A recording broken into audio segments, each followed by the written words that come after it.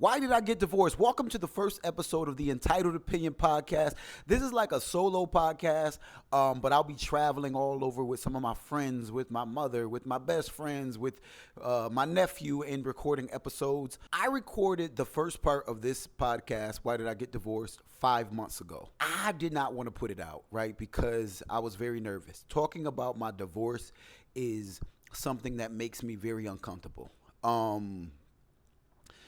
Because it's not something that I would do, right? I'm a man. I like being a man. I think that men should not be talking about their exes online and all those things of that nature. But I'm also an artist. If I was a rapper, I'd be rapping about it. If I was a singer, I'd be singing about, Adele. But never mind that. Yeah, there's a fire. Yeah, we love all that because that was about Adele's broke up relationship. And I am a comedian. I'm going on tour, Divorced and Dapper. I'm talking about marriage a little bit in a funny way. But I'm starting a podcast entitled Opinion. And where I want to go with this podcast, I wouldn't be able to talk. I have to talk about this, right? I got to talk about it because my objective with this podcast is for y'all to learn through me. Or to get to know me, to humanize myself a little bit, but to also maybe my story can help another man out, can help a human out. Where I'm at in my life, in this beautiful place that I'm so thankful for God to be at. I would not be able to start this podcast, to start this new journey without starting here. Now, I recorded this part of the podcast, which is the beginning, 5 months ago. And my friends, everybody's like, yo, just put it out. But I've changed so much on my opinion on it. So I want you to watch this, and then we're going to come back and continue. Why did I get divorced? Question. Everybody asks me that question. First of all, I want to say my business is not your business. Your business ain't nobody's business because your bills ain't. Yeah, people want to know so much about you, but don't never want to know how much your bills. You don't never want to give me a GoFundMe on my bills. I'm a stand-up comedian, and I'm getting into the realm of public speaking. And when I do share these stories, a lot of people write me. They are inspired and they were touched by it. So I want to show the human side of me. Me and my ex-wife, we were childhood boyfriend and girlfriend. I have a journal. When I was 11 years old, I wrote, I'm going to marry this girl. So we dated off and on as teenagers. And I broke up with her as a teenager because she wanted things to be too serious. And I wanted a career. I wanted to go after doing everything that I'm doing right now. She wanted something else. She ended up moving to another state. She met somebody. She got married to him. She had a kid. I became a comedian. We went 12 years without speaking. We have a mutual friend who had a wedding. I saw her at the wedding. I ended up contacting her after the wedding, and we began to talk. She was married at the time. Her ex-husband found out that we were talking and asked for a divorce. Long story short, we got together, and then we got married. Okay, we got married. 2 weeks later, the world shut down. We never were really married in a non-pandemic world. Instantly after being married, I didn't like it. It had nothing to do with her. I just didn't like sharing a life with somebody. I didn't know what I was getting myself into. I wasn't a grown man at that time. Right? We're stuck together, literally in the same apartment for a year and a half. We decided we're ready to have a kid. I'm going to get to have my own family because, again, I came in to her ex-husband's family. They have a kid together who, we split custody with. And at this, I always just felt like I took his place, like a placeholder, which I did, right? I was excited, like, oh, I'm about to have my own family. She got her tubes tied in her prior marriage, so we had to do IVF. Went to the fertility clinic, and I didn't think that I could have kids because I never had a mistake. And she had already had a kid. We talking to the doctor. The doctor said there's never going to be any problem at all. I give my sample. We finally get to our meeting, and the doctor says, I have sperm, 1 million of them. She didn't have any eggs. I was confused because I remembered her ex-husband saying to me, oh, you would be such a great dad, but unfortunately y'all can't have kids. I'm sorry about it. I'm like, why are you saying we can't have kids? And she's like, I don't know why he's saying that. And the kid one time, I said, boy, I can't wait to have my own kids dealing with you, joking around. And he said, my mom can't have kids. And I'm thinking, why would he say? I ask her every time, and once the time she started to cry, and I'm like, why are you crying? Like, can you? And she's like, no, I can have kids. It's just going to be a little difficult because I have my tubes tied. I'm thinking, we can't have kids, and you knew it. And it's been 2 years, and this whole time, I felt like you knew it. She says she didn't know it, but I felt like she knew it. I felt like everybody in our lives knew it, except for me. And I knew it was over at that point. It came time to having this baby. I was so excited. Named the baby Raya Nairobi. Just had everything planned out. I was so excited. We was gonna do the baby shower. I was gonna do a comedy show. I was gonna hire Just Niche coming to do the comedy show. I had picked everything out how we were gonna do it, and when there was no chance of it happening, it was like I mourned my child's death, my child that wasn't even there, and it was so hurtful for me. And not one person asked me was I okay, not even her, not one. She just moved on. And at that point, I was extremely successful. I got extremely successful in my career, and when you get successful, nobody don't care about you. That's one thing that people don't say about, that you don't really know about success. People don't really care about you like that, right? I wanted revenge. You lied to me. You knew this whole time that you couldn't have a baby. And now I'm going to lie to you. Now I'm going to be the bad guy. And I was. I just didn't come home. I wasn't home. I was out in the streets. I just was out in these streets. I just felt bad. It was the end. And I wanted her to say that it was the end. I also feel like the marriage started with the demise of a family on my end. In a way, took that man's wife and his kid. I took his anxiety. I took his depression. I took his bills. I called him and I apologized. I said, I got to apologize to you. I knew what I was doing, and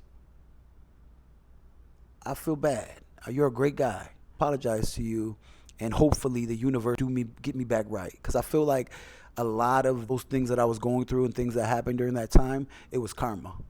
It was karma. So that's why I got divorced. And I ain't gonna never get married again. I don't even want to be in a relationship ever again. I'm not doing none of that. I love myself. I love my peaceful. I love my tea, my coffee, my clean apartment. I love my suits. I can go out right now, have a good fun time. I don't need to be, I never share my life again because it's just not for me. I can't stand when people be like, oh, don't worry, you'll find. I'm not looking for nobody. I don't want to be in no relationship ever again. It's not my thing. It's been years. My ex has since moved on. Congratulations. Everybody's moved on in life, and I've moved on. We've all moved on. We all are in a great place. And that's it. That's it. That was not the reason I got divorced, right? The baby and all that aspect was not the sole reason I got divorced. That was the reason why I just couldn't do it anymore. Do you understand what I'm saying? I would say the main reason why my marriage did not work out is because we did not have God in our lives, right? Marriage to me is God, right? That is why it is a religious thing. It is something everybody's so now worried about the dress, worried about the bridesmaids, worried about the groomsmen, the venue, the food, the pictures, all that, and there's no God even mentioned besides the I do's. And when you're married in any sort of relationship, right? You have a good relationship, a healthy relationship with your kids, healthy relationship with your siblings, healthy relationships at co-workers. I feel that there's always an evil entity. The devil is always trying to ruin that relationship, especially your marriage, right? And I feel that we never had God, and we never talked about it. We never did anything, right? And the devil was able to enter our home. And it really ruined everything. I'm going to take full accountability in this moment to say that it was all my fault. And I mean that, and I definitely mean that because I'm the one that asked her to marry me, right? I was able to handle a lot of my unhappiness with just sharing a life in general until I started drinking. When I started drinking, again, because I wasn't drinking, and I started drinking, that's when I couldn't deal with it. I was just like, that's when the devil's really able to enter you. When there's a substance involved, they can control you. And that happened. And that was a big moment. I think that I don't want to talk so much about the relationship in general because it would be a great conversation if me and my ex-wife could have it together, right? But that would never ever happen. We don't speak. I actually was talking about the other day, like I talk to all my exes. I can call any exes I've ever had and say, hey, what you doing? Let's have dinner. They come to shows. I just have a great relationship. This is the only person who we absolutely despise each other. But I don't want to talk about my ex in a way that is negative because I know her, right? We were raised together since kids. So I was at her house as a kid. I understand things, childhood traumas that she has that are in a direct result of why she does these things as a grown person, why she moves or emotionally why she is. So me sharing those things with the public, it wouldn't be to me because like let me tell you, some guy posted, I had posted up something about being divorced, and moving here to Dallas and all that, and some dude posted up, oh, this is what you get for marrying a single mom and all this, and I got mad. I'm still very protective of her. I'm still very like, no, I turned into husband mode, and then I got mad at myself for why are you always like. There's two sides of me that when it comes to this, because there's one side that are like still very protective of her, and I don't want anybody to say anything negative about her, and I don't want to say anything negative about her. But then there's another part of me, maybe it's that Pisces, the fish side, that be like, yo, she don't care about you. She disrespects you. She talk about you. She wants you. She wants you to look bad. And then I go back and forth. But I always want to keep integrity. One thing. So I won't talk about my relationship in the relationship because I understand her, and the general public does not understand her. So me talking about things that about a person that you don't get them. But what I will say. There was a reason. In that ending of that last video, I said I will never be in a relationship again. I'll never do it again. I'll never do a share a life. I'll never do that because of the after effect. Me and my ex-wife did not start disliking each other, and can we say hate here on YouTube? I don't know. I'm new to YouTube, so I don't know. We didn't start hating each other until after, right? Because it was like, this doesn't work for us. This relationship isn't healthy for us. Let's just move on. There was a point where I just felt like the devil had really got her. It wasn't even the same look in her eyes. And I don't even want to get into that. But after I moved on, I mentally wasn't healthy. I didn't want to be here anymore. I was trying to get my brain right. I'm fighting for my life. I really feel like there was just this evil entity in her that wanted to destroy me. And the stalking happened. And the harassment happened. And it went on almost every day for months at a time. And it made me a very cold person to society in general because nobody cared because I'm a man. If you've never been stalked before, truly, you don't understand how uncomfortable that is, right? Because you wake up, you don't know what's going on. And for me, it was a social media thing. It was a social media on my social media with fake pages and just commenting a million bad things about me all day. I'm deleting them. And I'm also trying to fight for my life with myself in my head. Like I'm trying to cure this thought of not wanting to be here. And I'm letting her know, can you please stop? Please. There was a moment where one of the worst days of it was my mother's birthday. It was my mother's birthday, May 10th, and it was also Mother's Day. And the harassment had started early in the morning that day. And I'm like, listen, my mom is sick. She had I don't know if I can say it on here. She had she was sick with what everybody else was sick with a few years ago. And it was towards the end of it though. And my mom's, she ain't that much older, but she's an older person. And I was scared. It was her birthday. It was Mother's Day. I couldn't see her. And I'm like, can you just leave me alone? And that was the ammo for her to just go hard. And the crazy thing about it is that I didn't think that it was her. I thought that it was a friend of hers because I would think that she wouldn't do this. I was like, there's no way she would do this. And her friend is telling me, no, that's her. And I'm like, I was thinking it was the friend. I was like, no, this is you. There's no way. But then I realized that the person was commenting under I'm very close to a lot of my supporters who I never met before. Like I'll send them things, they'll send me things. And she knew those people. So this person was only commenting under the people that they knew that I knew. And that's when it clicked. Oh my God, this is her. And I was just like, what the? And then I found out that other things like this stalking behavior is something that she was doing even before we got back together. It is who she is that I didn't know. And I, would tell people and I would be upset about it and just like nobody cared. I was like, yo, nobody really cares. And I think it was because I'm a man and you're just allowed to stalk me, give me so much anxiety, and y'all want to take me out. That's what I felt like. I really felt like, yo, nobody really cares. That's why to this day, and maybe later on in episodes, I hope I'm staying on task. I hope I'm not all over the place. But that's why to this day, I really don't care what nobody think about me. I don't care what you want. I don't care nothing. I want you to understand that, especially people that know me. Especially people that want to, I don't give a fuck about you. Because I almost wasn't here and nobody cared. I could be gone right now. Nobody, you're gonna go to a little funeral, y'all gonna get y'all a little shirt, oh, y'all gonna watch your little videos, but y'all gonna go on with y'all lives. So I don't care no more. My life is about me. Anyways, I'm sorry. All right, anyways. So there was another moment. I am literally begging this woman to leave me alone. She just refuses to leave me alone.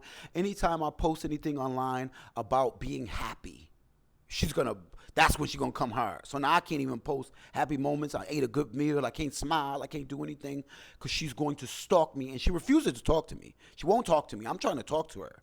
She will not answer the phone. She's blocked me. She's done everything, but you stalk me.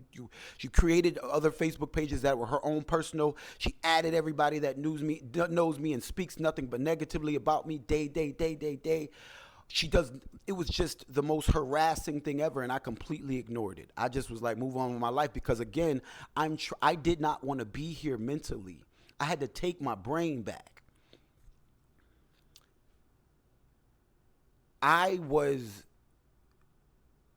After my marriage, I started dating my ex. Now, this gets really messy. I left my ex for my ex-wife. I left my ex for my ex-wife. So after I left my ex-wife, I kind of went back to the relationship that I was. And we were just talking and we were just whatever. But I was very close to my ex's son. Not my ex-wife, but my ex. I'm very close to her son. My ex-wife knew that. She became obsessed with this little boy to the point where her friends are telling me that she's constantly talking about hating this little boy. Now, this is a little boy. He's like 7 years old. And they're telling me, she's just always talking about how much she hates him. And I'm like, that's a child. And I'm like, why does she just even feel comfortable talking to y'all about this child? So then I have to tell my ex, then another friend of mine who was my friend but isn't anymore tells me, I think she's coming to town. And she refuses to talk to me. So now I don't know what this girl's up to. You're telling me she doesn't like this kid. You're telling me she whatever. So I have to call my ex and like, yo, I'm sorry to tell you this, but she keeps talking about how much she hates him. She had to take her kid out of school and stay home from work. We don't know what's going on. So at this moment, I flip. I'm going to give you what you want. I lost my brain. I bought a plane ticket to Florida, and I'm going to show you how to harass somebody. I'm going to show you, because you're not. I'm tough. You're not. I'm a psycho. You're not. You're behind a keyboard. So my brain flipped. I went crazy. Okay, I'm going to show y'all. I'm going to show everybody. And the moment I did that, I left her a voice message. Everything stopped. You know why? Because she had what she needed. She has the ammo now. One day I'm going to be winning my award, Oscar. And the Oscar, thank you, darling. I'd like to thank everybody. And that voicemail that I left her is going to be played all over everywhere because she got it now. That's what she needed, and I knew it. It was like, okay, let me give you what you want. That's what so everybody who knows about our relationship, this is the topping on the cake. And that's why I will never, ever get married again. That's why nobody will ever have proximity into my life. Because if you got me flipping, and this happens, people take ownership of people's lives. I was going to show all these videos right here of people thinking they own you. That's why they won't let you leave. I watch these crime shows of how many people, especially men that look like me, the statistics of them unaliving their wives and girlfriends is at thousands. And nobody's talking about it. It's because either the ownership. Nobody owns me. I don't own anybody. If you want to leave, leave. I know I'm talking to people who believe that, right? You want somebody to own you, and you want to be owned. So y'all don't even want to hear that, but that's not me. My life is, as soon as I'm done filming this, I'm going to cook for the homeless. That's what I want to do. My life is giving back. My life is inspiring the kids. That's what I'm here for. That is my purpose. My purpose is not to be in a house and going on date night. That is minute to what my purpose is from God. That's minute to me. And I was with somebody who that was there. That's what they want to do. Date nights, still love. We get dressed up. We smile. This is all we gonna do. This is what it is. Whew.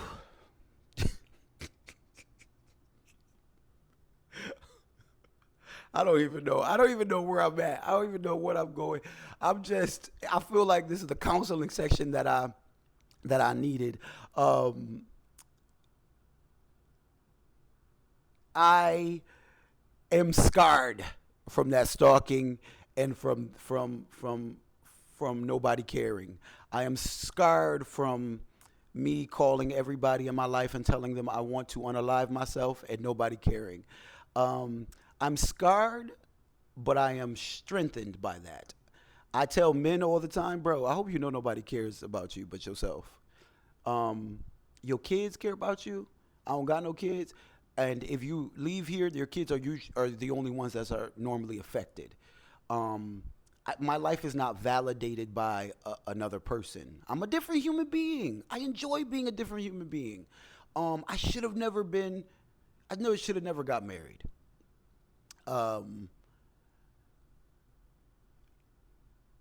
But we ain't got to worry about me doing that ever again. It's never going to happen again. This is the serious side of it. I'm going on tour. Coming to a city near you at my Divorced and Dapper tour. And it's funny, right? I got funny things to say about it. And I don't think that, what I'm saying is I don't think that it's, maybe we should say that on another show. I'm not against marriage. I think that people should wait a little bit longer. I think that people should grow a little bit longer. I think that if it doesn't work out, you should let people leave. You should not stalk them. You should not harass them. I think that the narrative changes so much with me. It's like, oh, when I say that, and I hope I said that right, whatever happened in my marriage is what happened. What I hate about marriage is what happened afterwards. The devil entered on my end as well, right? The devil entered to me. My ex doesn't know that a lot of her friends were telling me about things that she was doing behind my back. Sneaky things. Like I had a phone. I have two phones because I'm a content creator, and my phones are attached. So my friend's like, when you leave, she's on your phone. She can tell because they're attached. She can see what you're doing. So I asked her, why do you go through my phone? And she was like, I don't go through your phone. Why are you going through my laptop? I don't go through your laptop. Because I used to leave, and she wanted to know where I was at and all that, which was right, which was wrong. The devil had me, right? I'm just out in these streets. But I thought I wasn't living any long. I thought I wasn't gonna be. I thought I was gonna be gone. Like I'm gonna be gone any day now. I'm going to strip clubs. I'm clearing out the whole. I remember the ATM was gone. I was like, I'm gonna spend all my money, right? I had so much money. I was like, I'm just about to spend all my money because I'm not gonna, can we say that? I'm not gonna not be here with all this money in my account. So I just go to strip clubs and just spend it, right? But when I knew she was in my phone and I asked her and she told me she wasn't, I gave her a show. Oh, I gave you a show. Oh, you want a show? I'm gonna give you a show. That's evil. childish. I got carried away with the show. I mean, I really knew you want to play. Like, let's play. Cause you're trying to play. Like, it got evil. It got bad. People would. I don't like to be controlled. Right. I'm a person where you can't control me. I wasn't controlled as a kid. I ain't damn sure ain't gonna be controlled as an adult. Um, People would say things like, why aren't you wearing your ring? Now, I don't like jewelry, right? I'm not a jewelry person, and we weren't even going to get me a ring, but we ended up doing it, and sometimes I don't wear it. I don't like to wear it. People would attack me. Why aren't you wearing your ring? So many women online. Why aren't you got your ring on? Why don't you got your ring on? Now, my wife knew I don't like jewelry. It wasn't a big deal to her. But the fact that so many people are telling me, why don't you got your ring on? Now I'm not wearing it never. You ain't about to control me. I remember I was visiting home, and I stayed at home for a week, and then I was like, you know what? I was having such a good time in my hometown, Rochester, New York, and somebody was like, are you gonna ask her? Can you stay longer? Ask her? I don't got. Now I'm staying 2 weeks, and then I was meaner to her. She would ask me a simple question like, "Oh, what's your plans?" I'm like, "Why you gotta worry about my plans?" Like I'm taking this out on her based off of outside influences. I'm a solo traveler. I love to solo travel. I always have been a solo traveler since I was a child, right?